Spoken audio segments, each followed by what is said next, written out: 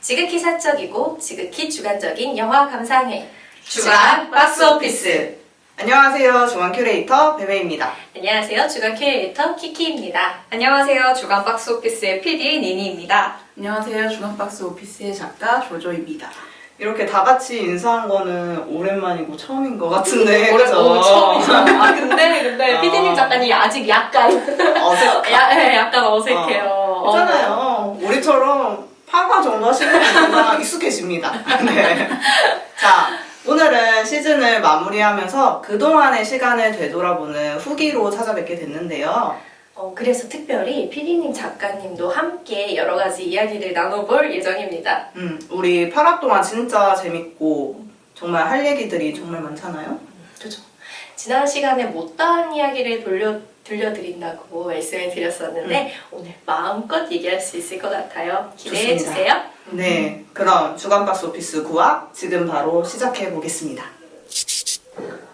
우선은 8회까지 저희 방송을 봐주신 분들이라면 이 방송을 시작하게 된 계기가 궁금하실 것 같은데요. 이 부분은 PD님하고 저랑 한번 설명을 드리고 싶습니다. 네, 일단 저희 팀에 대한 설명이 좀 필요할 것 같아요. 키키와 제가 2021년에 문화예술교육진흥원의 한 공모전에 참여하게 되었어요.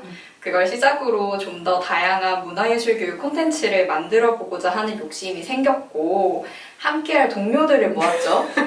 너네 동료가 되어라. 감사하게도 베베와 조조 작가님이 흔쾌히 함께 해주셔서 2022년에 문화예술교육연구소 이팀이라는 이름으로 본격적인 활동을 시작했습니다. 저희는 주로 고립감, 소통 부족, 세대 단절 등의 그 사람 사이의 관계 문제에 관심을 가지고 있어요. 신체적 조건, 그리고 제한된 공간이나 환경을 벗어나서 누구나 가까이서 즐기는 문화예술 교육을 하고자 노력하고 있습니다. 아무래도 오랜 시간 이어진 코로나 영향뿐만 아니라 점점 시대 자체가 많은 사람들이 고립과 단절을 느끼게 하고 있는 것 같아요. 그래서 저희는 문화예술 교육이 이런 단절을 아주 매끄럽게 만들어줄 수 있는 좋은 매개체라고 생각을 했고 그것이 그 역할을 제대로 해낼 수 있도록 문화예술 교육을 연구하고 있습니다. 이 방송도 그 과정 중에 하나라고 말씀드릴 수 있을 것 같아요.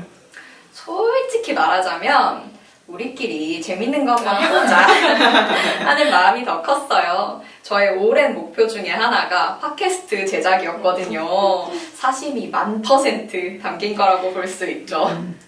이왕 하는 거 우리 팀이 추구하는 가치를 담아낼 수 있는 실험적인 콘텐츠를 만들고 싶었어요.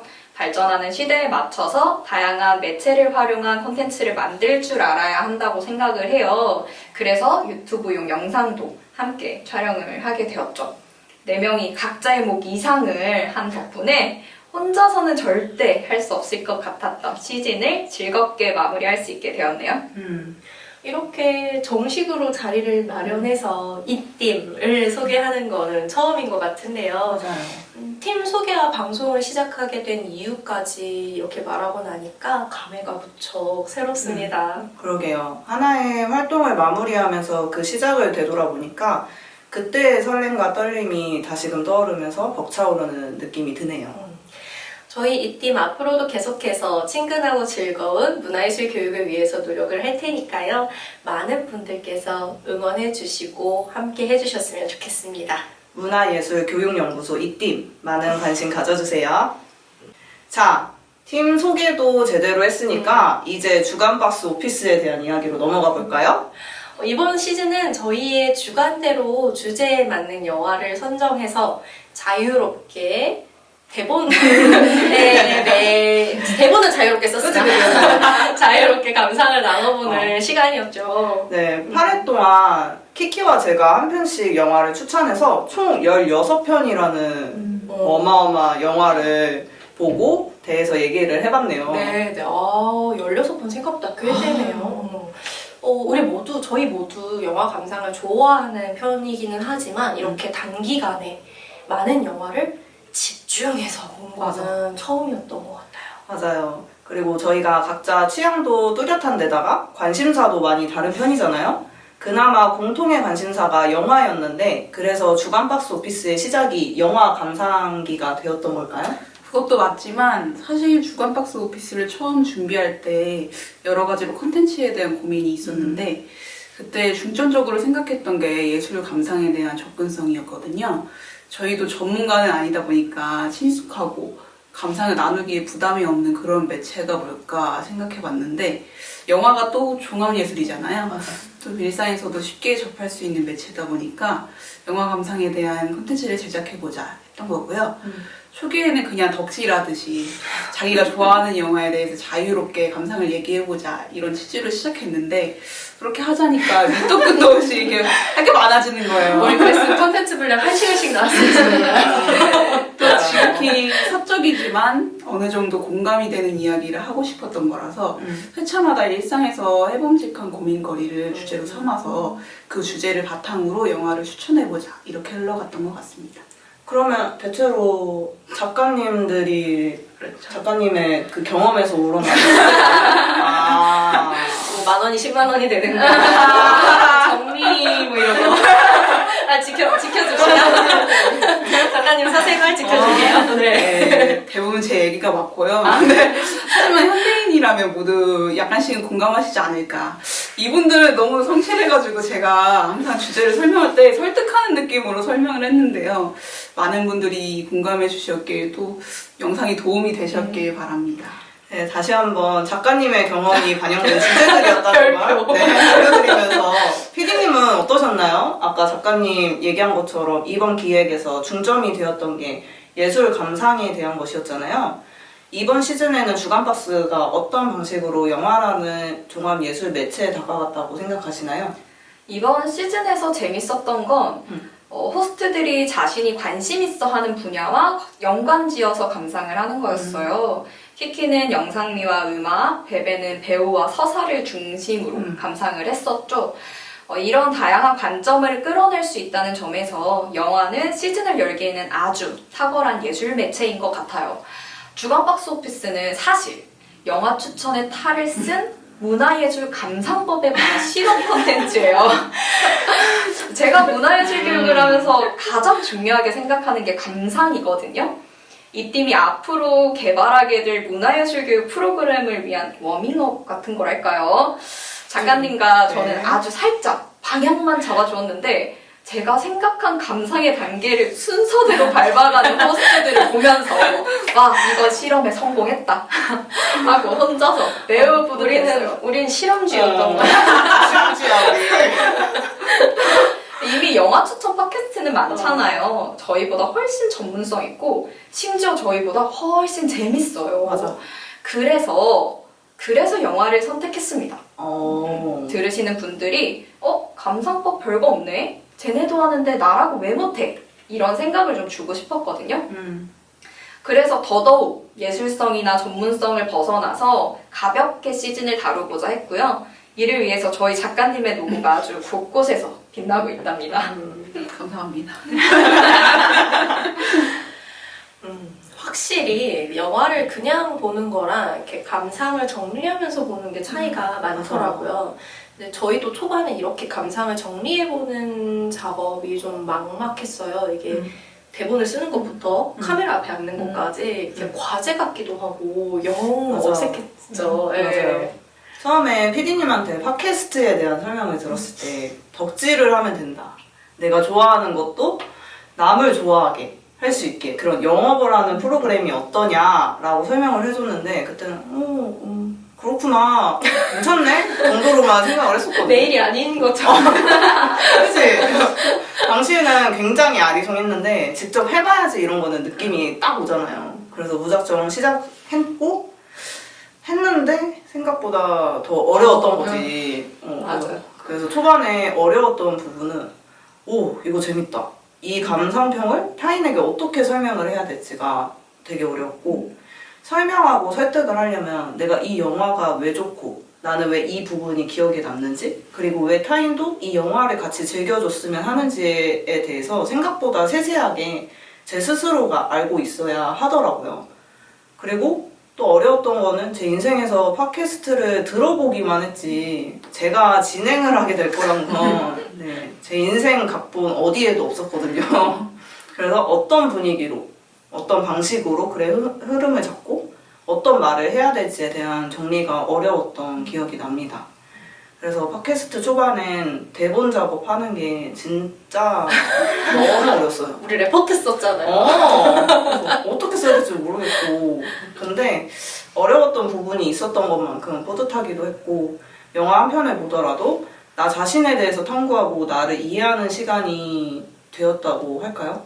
내가 이런 취향이 있었어? 나 의외로 삶에 진지한 친구네? 그리고 나 굉장히 긍정적인 친구구나 하면서 저를 발견하는 시간이었어요. 키키는요?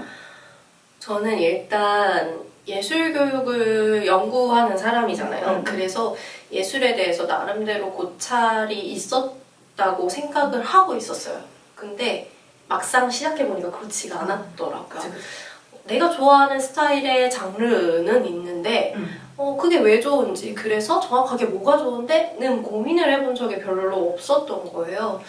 솔직히 저는 가수를 덕질한다거나 누군가를 꾸준히 덕질하는 사람이 아니거든요. 그래서 누군가가 저한테 너는 어떤 스타일의 곡을 좋아해? 라고 물으면 자신 있게 얘기를 할 수 있는데 콕 집어서 너의 인생곡은 뭐야? 라고 물으면 저는 이렇게 대답하기가 어려워요. 멈칫 이렇게 좀 고민을 해야 돼요.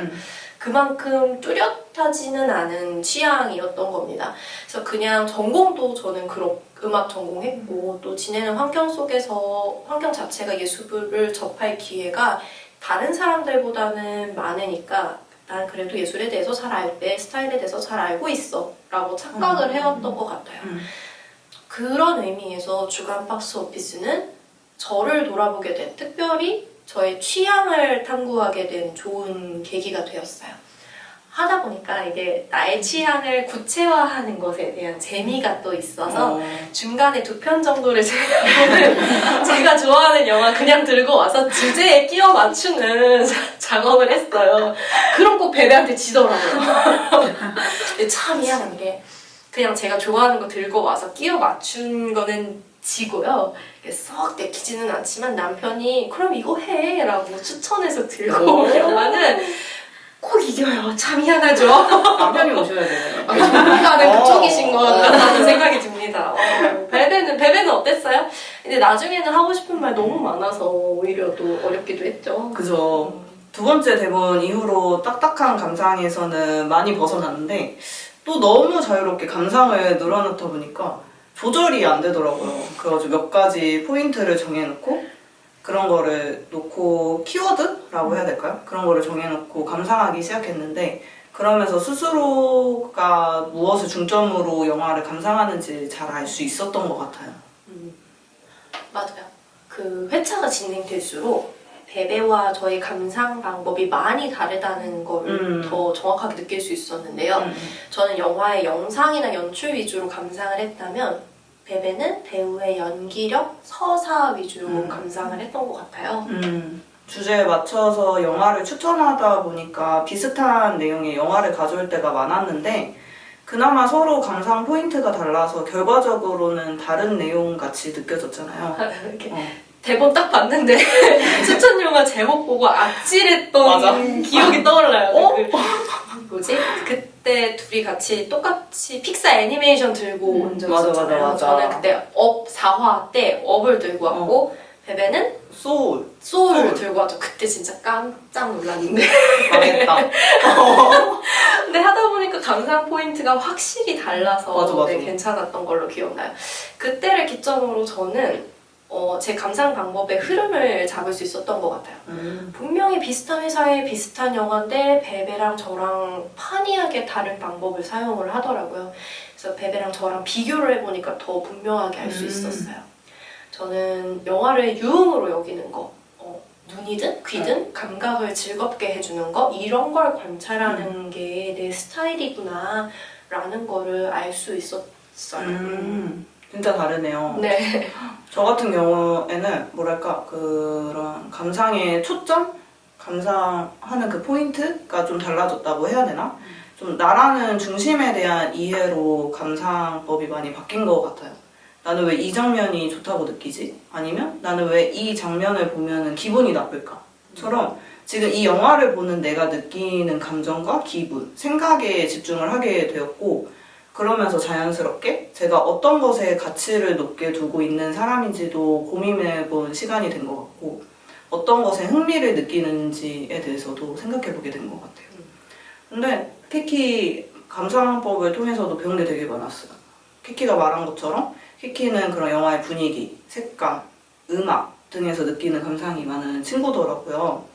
그래서 설명을 들을 때, 저런 부분도 이런 감상이 가능하구나. 굉장히 섬세하면서도 또 현실적인 면은 놓치지 않는 친구구나 라는 걸 느끼기도 했고, 이렇게 좀 다양한 시도를 통해서 각자에게 맞는 감상법을 찾게 된 것 같아서 뿌듯하네요.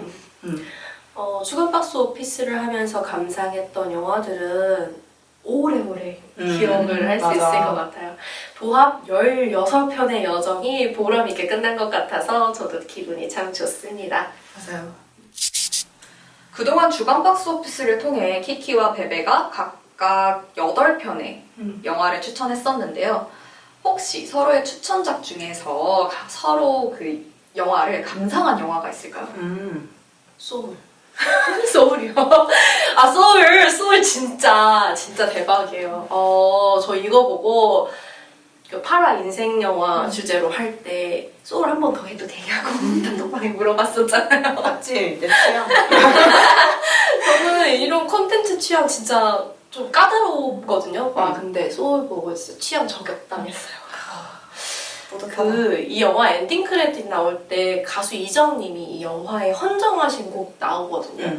근데 이정님이 그 곡을 헌정한 그 심정 100번, 만번, 1000번 공감합니다.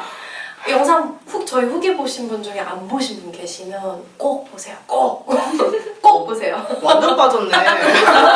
좋아, 진짜 좋아요. 저는 미드나잇인 파리, 그리고 그리고 추후에 볼 예정인 영화는 월터의 상상은 현실이 된다. 이거는 꼭 볼 거고요. 그 중에서 미드나잇인 파리는 팟캐스트의 첫 주제의 영화이기 때문에 봤던 것 같아요. 그래서 한번 봤을 때 내가 정말 이런 영화를 찾아보지 않는 사람이라는 거를 한 번 더 느꼈고 진짜 키키가 말한 대로 눈이 호강하는 영화인 것 같더라고요. 영상미가 너무 아름답고 음악이 너무 좋아서 꽤 괜찮은 시도였다, 취향의 시도였다 라고 말할 수 있을 것 같고, 그리고 업은 이미 본 적이 있는, 수천 번 본 적이 있는 영화임에도 불구하고 키키의 추천작 설명을 듣고 나서 이거는 다시 봐야겠다라는 생각이 들었는데, 키키가 그 이야기를 하면서 미련이라는 단어를 사용을 했어요. 근데 그 단어가 그때 당시 저에겐 굉장히 신선하고 충격적으로 다가왔던 것 같아요. 그래서 이 영화를 보면서나 아니면 다른 영화들을 보면서 한 번도 미련이라는 단어를 저는 생각을 해본 적이 없거든요. 근데 키키의 소개글을 들으면서 뭔가 되게 큰 울림으로 다가오는 부분이 있었어요. 그래서 미련을 잘 정리하는 것, 인생에서 앞만 보며 경주마처럼 저처럼 살아가는 이 시대에 우리에게 정말로 필요하고 중요한 부분이지 않을까 생각합니다. 제가 영업을 잘했네요. 너무 좋았어. 윈윈. 피디님, 작가님은 추천작 거의 다 보셨죠? 특별히 그 중에 취향이었다 하는 영화 있으세요? 저는 3화 베베의 추천작 로맨틱 홀리데이요. 진짜 재밌게 봤어요. 딱 마침 크리스마스 시즌이었고 그 연말 분위기가 주는 설렘과 포근함이 절묘하게 맞아떨어져가지고 더 재밌게 봤던 것 같아요. 룸메랑 매 장면마다 막 소리 지르면서 봤던 게 기억이 나네요. 잘 골랐어.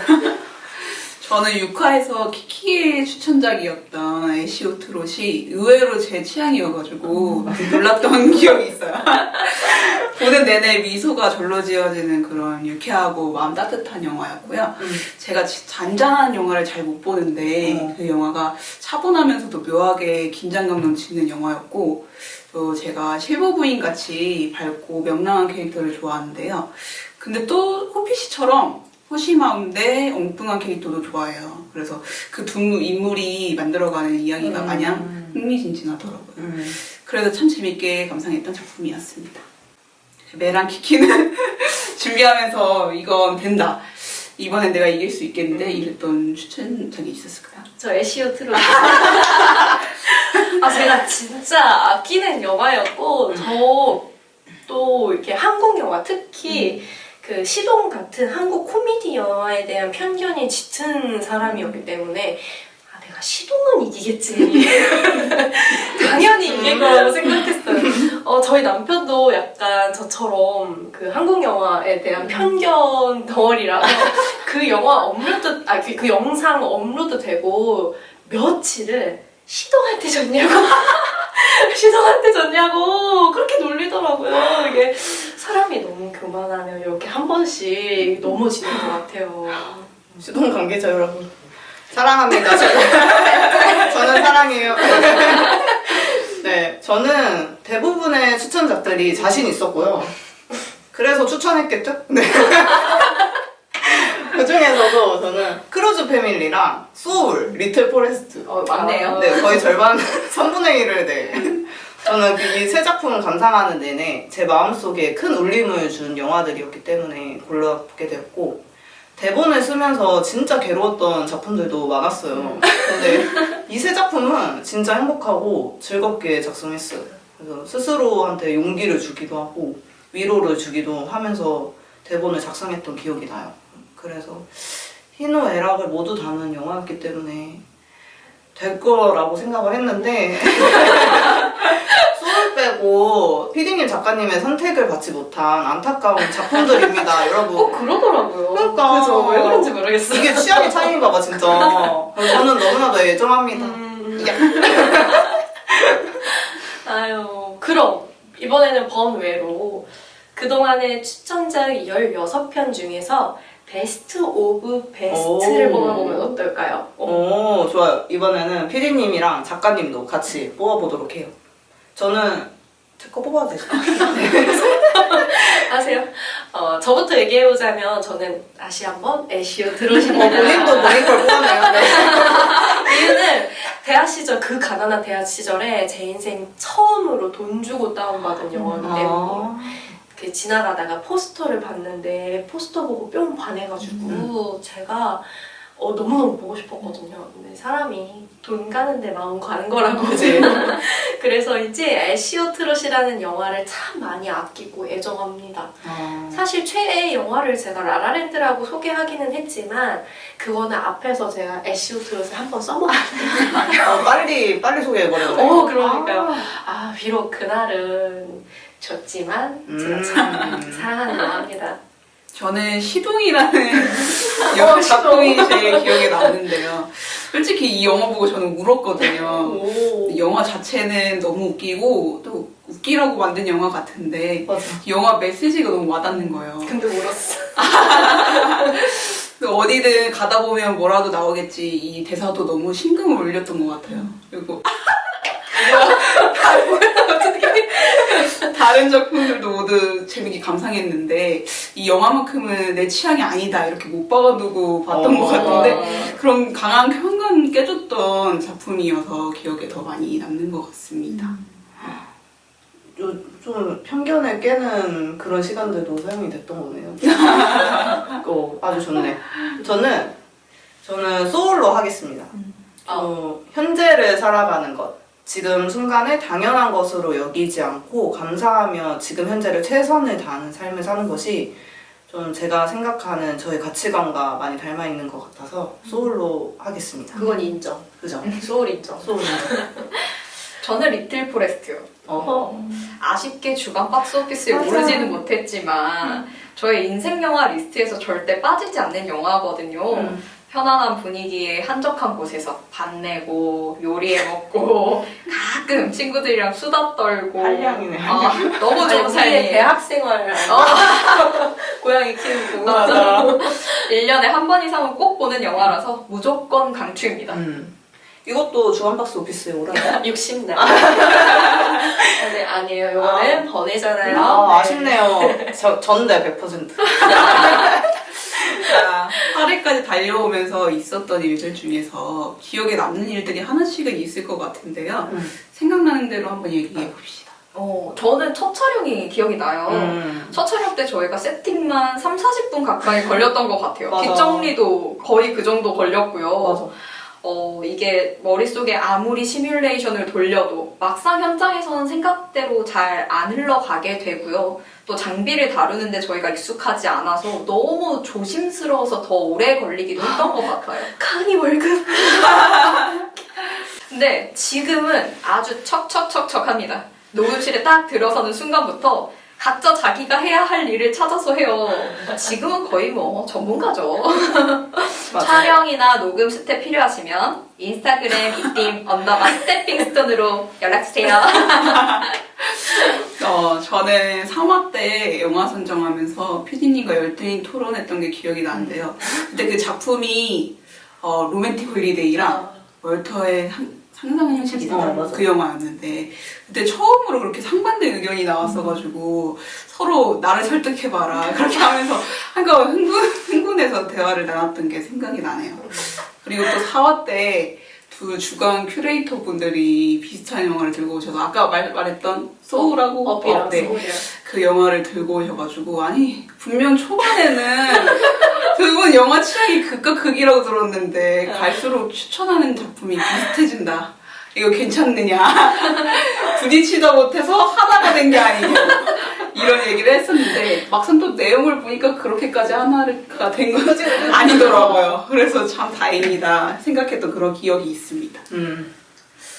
저희가 녹음을 할 때 하루에 2편씩 녹음을 했잖아요. 그래서 첫 편 앞에 거 하나 녹음하고 나면 다들 이렇게 기가 빨려가지고 다 진짜 있다가 그 베베가 사온 바카스 젤리 막 그치, 그치. 2개씩 3개씩 입에 넣고 다시 텐션 올려서 두 번째 맞아. 녹화하고 저는 그렇게 했던 게 기억이 나요. 바카스 젤리랑 포도당 캔디, 초콜릿. 초콜릿, 용각산 인덕산 필수. 인덕산 필수. 먹어가면서 그렇게 힘내서 녹화한 게 저는 기억이 나요. 맞아. 저는 첫 화 때 그 긴장감, 그 처음이라는 그 순간들이 기억이 나는데 우리 진짜 많이 긴장하고 떨리면서 했었잖아요. 특히 키키 계속 물 마셔가면서 NG 계속 나와. 다시 할게요. 피디님 그때 편집 시간 얼마나 걸렸어요? 엄청 오래 걸렸어요. 진짜. 다시 할게를 몇 번을 들었는지 모르겠어요. 맞아. 그랬다. 많이 분위기. 늘었네요. 그죠. 많이 여유가 생겼네요. 이 시즌을 마무리할 정도로 오다니 정말 포기하지 않고 달려온 우리 기특하다. 잘했다. 잘했다. 네. 이제 정말 시즌을 마무리할 시간이 됐네요. 끝으로 시즌을 마치면서 소감을 한 분씩 얘기해 보도록 할까요? 이 팀은 사실 현실에서 꿈을 이루고 싶은 사람들이 모여서 만든 욕망의 결정지입니다. 저희는 사실 대학 동기잖아요. 그래서 대학생 시절 한창 꿈을 나누던 시기에 얘기했던 게 있어요. 저는 예술교육이 하고 싶다고 했고 작가님은? 작가가 되고 싶었죠. 베베는? 저는 파워블록. PD님은? 저는 사업을 하고 싶었죠. 네, 저는 다 기억하고 있었어요. 그래서 운이 좋게도 운이 좋게도도 아니죠. 저는 이 팀을 하면서 그 꿈을 이룰 수 있는 힘을 길렀던 것 같아요. 그래서 감사하게도 지금 비슷한 일을 하고 있는데 사실 다른 분들은 약간은 다른 그 그치. 돈을 버는 직장으로서는 약간 다른 일들을 다 하고 계시잖아요. 그렇지만 저희는 이 팀을 만듦으로 인해서 저희의 그 옛날 꿈이 어릴 때 가졌던 꿈이 완전 묻혀진 게 아니라 그래도 요 화를 마무리하고 나니 약간 그게 조금은 움틀 수 있는 그치. 어떤 계기가 기회가 된 게 있거든. 아닐까. 그치, 네, 그치. 그런 게 저한테는 큰 의미가 있는 것 같아요. 맞아. 저는 지금도 제가 이 자리에 있다는 게 잘 안 믿겨요.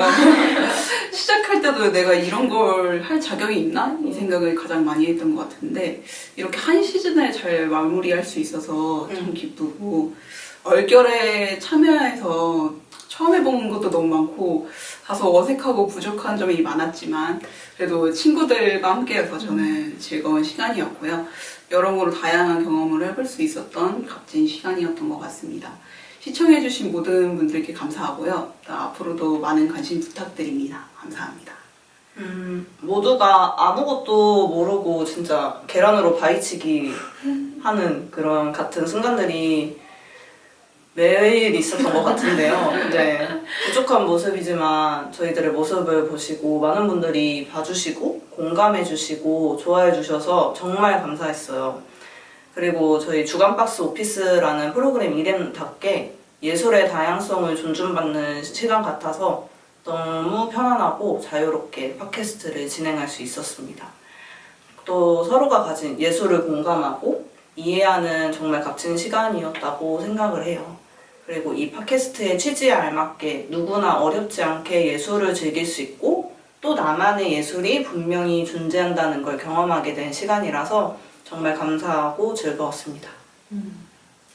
사실 기획을 저희가 굉장히 오래전부터 했어요. 작년 한더위부터 시작을 했잖아요. 그리고 가을에 첫 촬영을 하고 겨울을 지나서 이제는 벚꽃이 피는 계절이 왔습니다. 다 돌았다, 계절. 이렇게 모든 계절을 지나서 시즌이 마무리되었는데요. 서로 각자의 역할을 해주어서 고맙다는 말을 꼭 하고 싶고요. 물론 끝이 아니라 새로운 시작이니까 더 수고해보자는 말도 전하고 싶습니다. 저희 영상을 꾸준히 시청해주시는 분들에게도 감사하다는 말씀을 드리고 싶어요. 더 발전해서 돌아올 테니까 조금만 기다려주세요. 저 한마디만 더 해도 될까요? 네. 저희가 촬영을 매주 토요일에 했는데요. 저는 토요일에 사실 애 맡길 데가 없었어요. 그래서 항상 애들 내팽겨치고 나가면 애 봐주고 서포트 해준 저희 엄마, 맞아. 부모님과 그리고 저희 남편에게 너무너무 고맙다고 말을 감사합니다. 전해야 될 것 같아요. 감사했습니다. 네, 이번 시즌은 여기서 마무리가 되지만 머지않아서 저희 곧 새로운 시즌으로 다시 찾아뵐 거니까요. 너무 아쉬워하지 마시고 앞으로도 계속되는 이 팀의 다양한 활동 지켜봐 주시면 좋겠습니다. 함께 해주신 모든 분들 감사합니다. 여기서 인사하고 다음 시즌에 또 뵙도록 할게요. 자, 인사하고 마칠까요? 지금까지 주간박스 오피스의 키키, 베베 니니 조조였습니다. 감사합니다. 안녕!